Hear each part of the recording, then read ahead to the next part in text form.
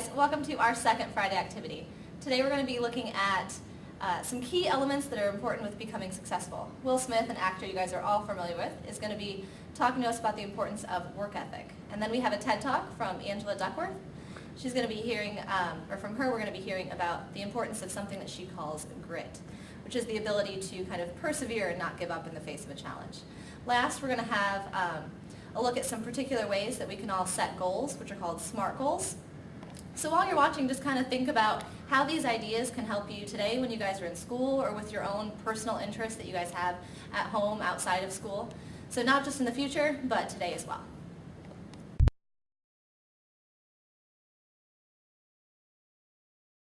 I have a great time with my life, and I want to share it. I love living. I think that's infectious. It's something that you can't fake. Greatness is not this wonderful, esoteric, elusive, God-like feature that only the special among us will ever taste. You know, it's something that truly exists in all of us. It's very simple. This is what I believe, and I'm willing to die for it. Yeah. Period. It's that simple. I know who I am, and I know what I believe. I know who I am, I know what I believe. That's all I need to know. And that's all I need to know. So from there, you do what you need to do. Yeah. You know, and I think what happens is we make the situation more complex than it has to be. Because we're looking for complexity. There's got to be something complex to understand. It can't be that easy. No. We didn't grow up with the sense that where we were was where we were going to be. You know, we grew up with the sense that where we were almost didn't matter because we were becoming right. something greater. The separation of talent and skill is one of the greatest misunderstood concepts for people who are trying to excel, who have dreams, that want to do things. Talent you have naturally. Skill is only developed by hours and hours and hours of beating on your craft. I've never really viewed myself as particularly talented. Where I excel is ridiculous, sickening work ethic. You know, while the other guy's sleeping, I'm working. While the other guy's eating, I'm working. There's no easy way around it. No matter how talented you are, your talent is going to fail you if you're not skilled. Mm-hmm. You know, if you don't study, if you don't work really hard and dedicate yourself to being better every single day, mm-hmm. you'll never be able to communicate with people, with your artistry, the way that you want. So the only thing that I see that is distinctly different about me is I'm not afraid to die on a treadmill. You might have more talent than me, you might be smarter than me, but if we get on the treadmill together, right, there's two things. You're getting off first, or I'm going to die. It's really that simple. One summer, his dad tore down a brick wall on the front of his business and told 12-year-old Will and his 9-year-old brother to rebuild it, a job they said was impossible. It took them 1.5 years, but they did it. And he said, now don't you ever tell me it's something that you can't do. You don't try to build a wall. You don't set out to build a wall. You don't say, I'm going to build the biggest, baddest, greatest wall that's ever been built. You don't start there. You say, I'm going to lay this brick as perfectly as a brick can be laid. Yeah. And you do that every single day. And soon you have a wall. And soon you have a wall. You know, it's an idea that my grandmother always had, that you know, if you're going to be here, then there's a necessity to make a difference. She always instilled the responsibility, the spiritual responsibility that you have to make every group you come in contact with better. I want to do good. Yeah. I want the world to be better because I was here. I want my life, I want my work, my family. I want it to mean something. And it's like, if you are not making someone else's life better, then you're wasting your time.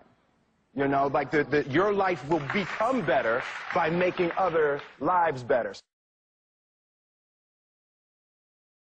I want to represent an idea. I want to represent possibilities.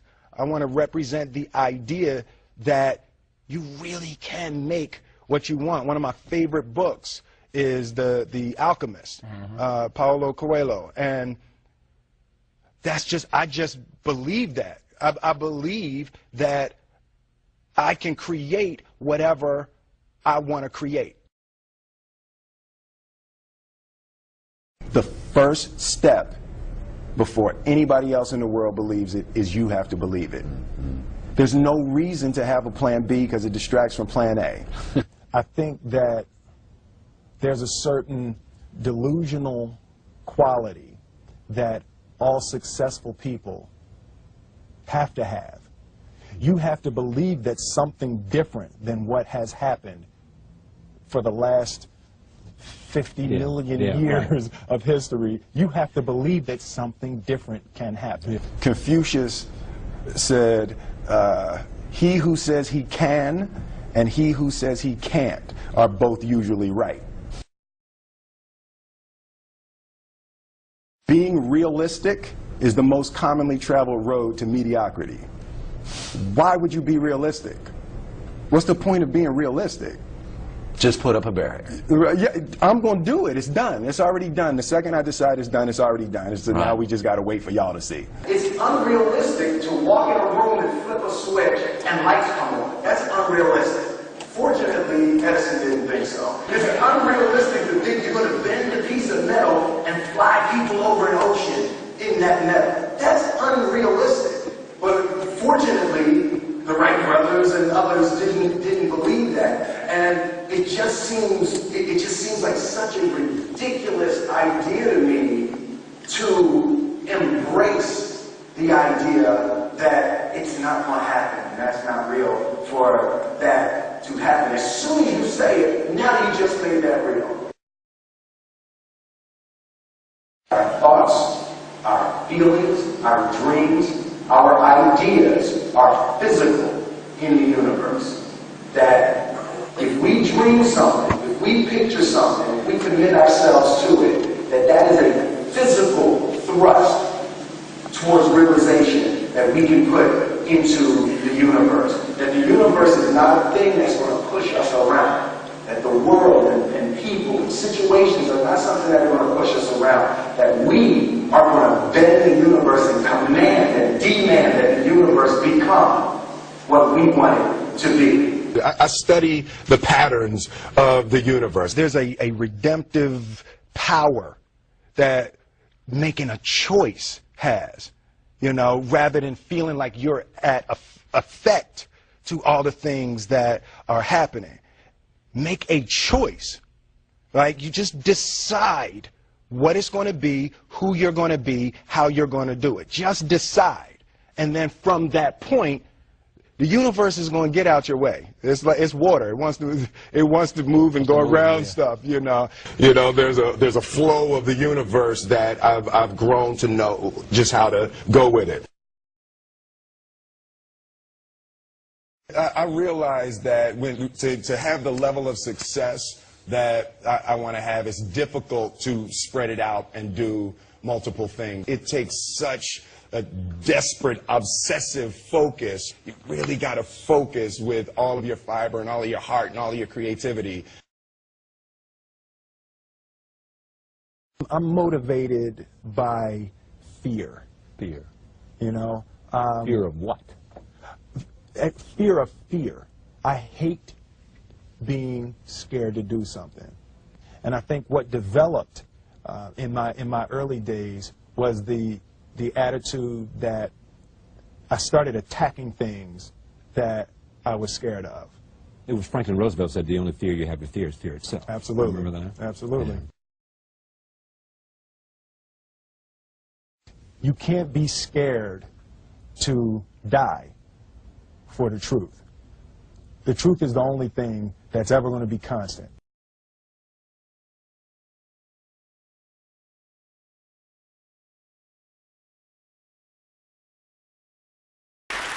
When I was 27 years old, I left a very demanding job in management consulting for a job that was even more demanding, teaching. I went to teach 7th graders math in the New York City public schools.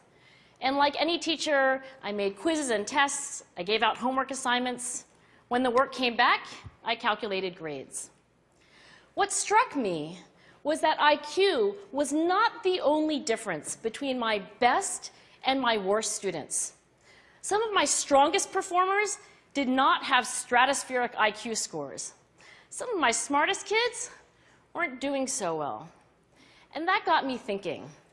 The kinds of things you need to learn in 7th grade math, sure, they're hard. Ratios, decimals, the area of a parallelogram. But these concepts are not impossible. And I was firmly convinced that every one of my students could learn the material if they worked hard and long enough. After several more years of teaching, I came to the conclusion that what we need in education is a much better understanding of students and learning from a motivational perspective, from a psychological perspective. In education, the one thing we know how to measure best is IQ. But what if doing well in school and in life depends on much more than your ability to learn quickly and easily? So I left the classroom and I went to graduate school to become a psychologist. I started studying kids and adults in all kinds of super challenging settings. And in every study, my question was, who is successful here and why? My research team and I went to West Point Military Academy. We tried to predict which cadets would stay in military training and which would drop out. We went to the National Spelling Bee and tried to predict which children would advance farthest in competition. We studied rookie teachers working in really tough neighborhoods, asking which teachers are still going to be here in teaching by the end of the school year. And of those, who will be the most effective at improving learning outcomes for their students? We partnered with private companies asking which of these salespeople is going to keep their jobs and who's going to earn the most money. In all those very different contexts, one characteristic emerged as a significant predictor of success. And it wasn't social intelligence, it wasn't good looks, physical health, and it wasn't IQ. It was grit. Grit is passion and perseverance for very long-term goals. Grit is having stamina. Grit is sticking with your future, day in, day out, not just for the week, not just for the month, but for years, and working really hard to make that future a reality. Grit is living life like it's a marathon, not a sprint. A few years ago, I started studying grit in the Chicago public schools. I asked thousands of high school juniors to take grit questionnaires, and then waited around more than a year to see who would graduate. Turns out that grittier kids were significantly more likely to graduate, even when I matched them on every characteristic I could measure, things like family income, standardized achievement test scores, even how safe kids felt when they were at school. So it's not just at West Point or the National Spelling Bee that grit matters, it's also in school, especially for kids at risk for dropping out. To me, the most shocking thing about grit is how little we know, how little science knows about building it. Every day, parents and teachers ask me, how do I build grit in kids? What do I do to teach kids a solid work ethic?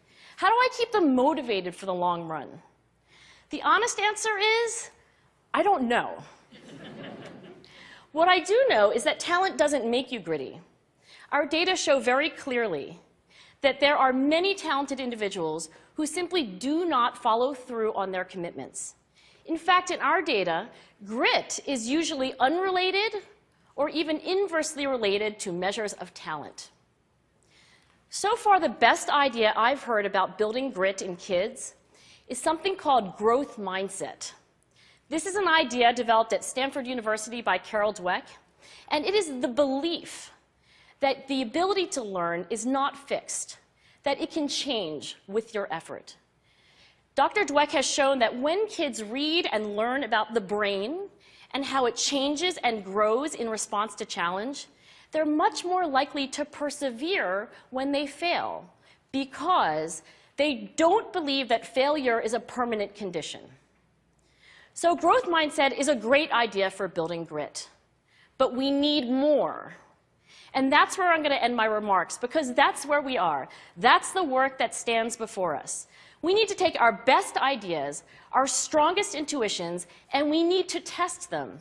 We need to measure whether we've been successful, and we have to be willing to fail, to be wrong, to start over again with lessons learned. In other words, we need to be gritty about getting our kids grittier. Thank you.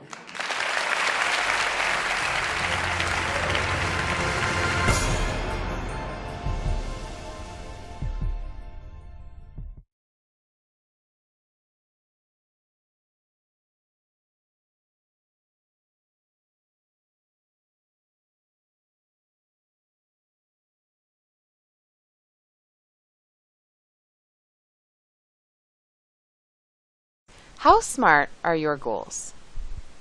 When you're developing goals, whether they are for personal learning or achievement, clients or care plans, you need to be sure they are smart. Writing SMART goals takes some time, but it increases your chances of success because you can clearly see and understand where you are headed. SMART is an acronym that stands for specific, measurable, attainable, relevant or realistic, and time limited. This concept has been used for more than 3 decades in business, psychology, and education literature to promote behavior change. It is an evidence-based approach to promoting practice changes. Each component of SMART goals in promoting performance improvements has been studied and supported by literature. To be specific, your goal needs to be clear and detailed enough for everyone to understand it. To be measurable, your goal needs to be quantifiable. Make sure you avoid being vague. Ask yourself, how will you measure the results? What changes will you see? To be attainable, you need to be able to achieve the goal. It needs to be realistic given your current abilities and resources. To be relevant, your goal needs to be linked to your role in the work setting or your personal life if it's a personal goal. Some forms of this acronym replace relevant with realistic. It is also important to consider if each component of your goal is realistic. Placing a time on the goal is important because deadlines motivate you and help you evaluate your progress.